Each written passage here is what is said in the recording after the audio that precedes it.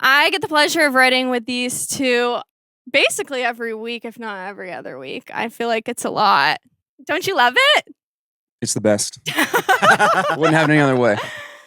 So this song was actually the second song that we ever wrote together. I think it was like 2 years ago. It was a while ago.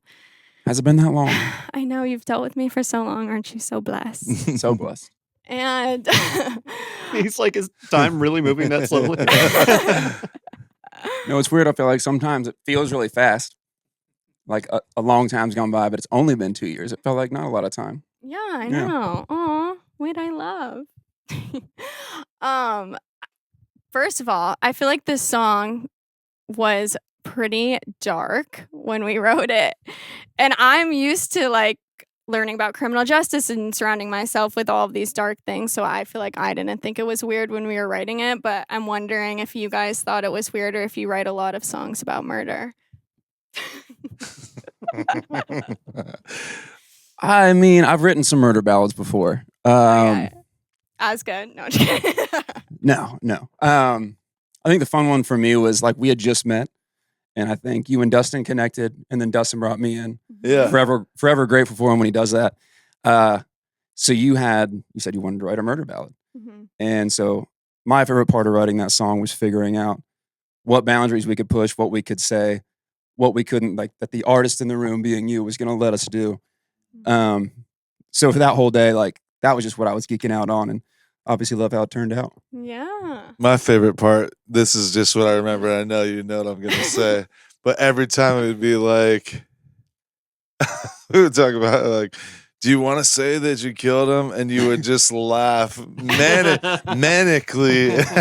You'd be like, oh yeah. And that's what I remember. And I'm like, yeah, she just wants to say whatever she wants to say. So, and that's what made it fun too. Yeah. You know, we got to just keep letting you push all the words that you wanted to get out. And that's what made it so fun and cool, I think.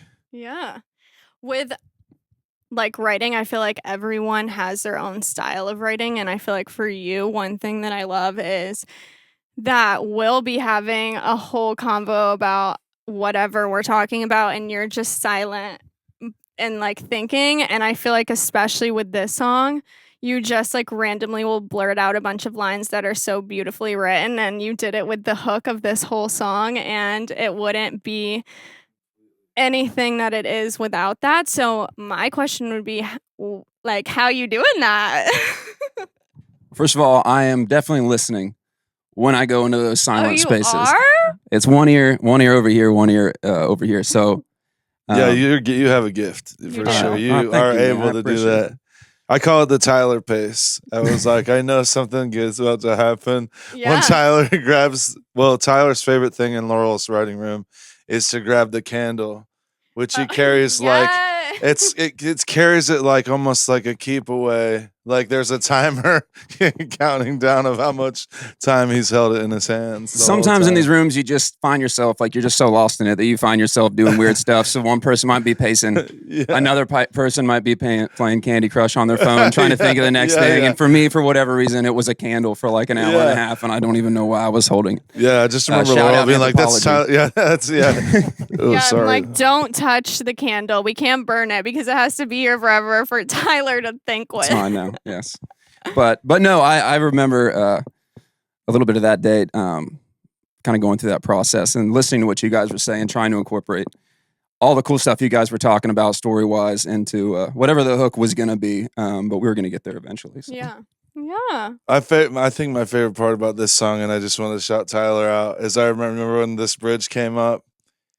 and we had like parts of it, and just like you had the idea of it, like, well, we need to like close it and say like how it actually went down. And then Tyler was like, fake tears, case closed. And then that became like the theme of the production too. Yeah. Which I think that's like really, really cool. So if you hear the production, we went to Grady Saxman Studios, and Grady's idea was like, it was a suitcase, right? Yeah, it was a suitcase. Yeah. It's supposed to sound like a casket closing, and like that was like the whole thing. And then we had Andy Ellison do this pedal steel where it's like that walking through the graveyard. Yeah.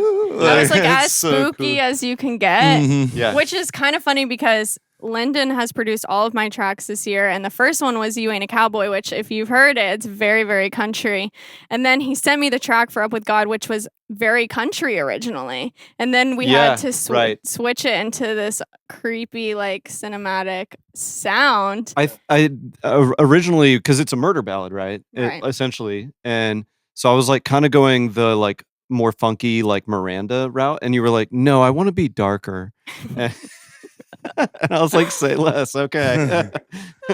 Yep. And you killed it. Like it's Yeah. it's perfect. Even when I went into like the drums of the suitcase thing too, with the way that he works as well is just incredible. Very like intuitive. I couldn't have thought this song up better, so you did an amazing job. Thank you. That was the best part, was watching you get excited in the studio as it happened real time. You remember like just you excited about the casket close and you're like, oh my God, you know, it's just, that's what we, you know, that's what we live for, the whole thing. Yeah. The whole What process did you like is so when fun. we wrote this? Did you expect it to be as it sounds, or were you kind of thinking it was going to go a different direction, or do you remember? I think you were pretty clear in the room about how you wanted it to come out, and we were writing. It was darker.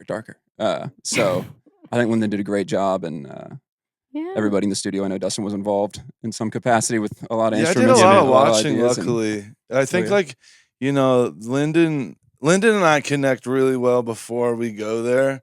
So that way, when we're there, he knows I'm not gonna jump up and be like, "Here's 90 ideas I got right now." Well, Dustin's great because he's a translator. He lives in both worlds, right? True. He writes, but he also sidemans like on, you know, as an instrumentalist. And so he really knows how to like connect, you know, bridge those two worlds. And sometimes if I'm not understanding what somebody wants, he's like, yeah, you just do this. And I'm like, oh, okay, cool. And then that's the, I remember the instruction we got when you sent the country one was, I literally called you and I was like, she's thinking Hardy. I'm like, let's just do Wait in the Truck and just listen to that idea. Right. And then once we got that, he was like, oh, I got this. Yeah, sure. Right. And I feel like we had just started working together too. And so I was like, here, let me explain to you. And you were such a good segue. And now you like kind of, I feel like, understand how I talk. And you know what it is? Yeah, it's new producer kindness. Right. It's not that you couldn't communicate. You were like, I don't want to ask too much, and am I being annoying, you know? Right. And now you realize, like, he doesn't, if you call him 100 times, he's going to be like, yeah, I'm listening. And I do. That's nice. Yeah, I do. Okay, now, Dustin. Yeah. Well, hey, we'll get my session next time. Yeah. Just kidding. Okay, well, thank you guys so much for writing this song with me. It turned out so amazing, and I'm so grateful to the both of you.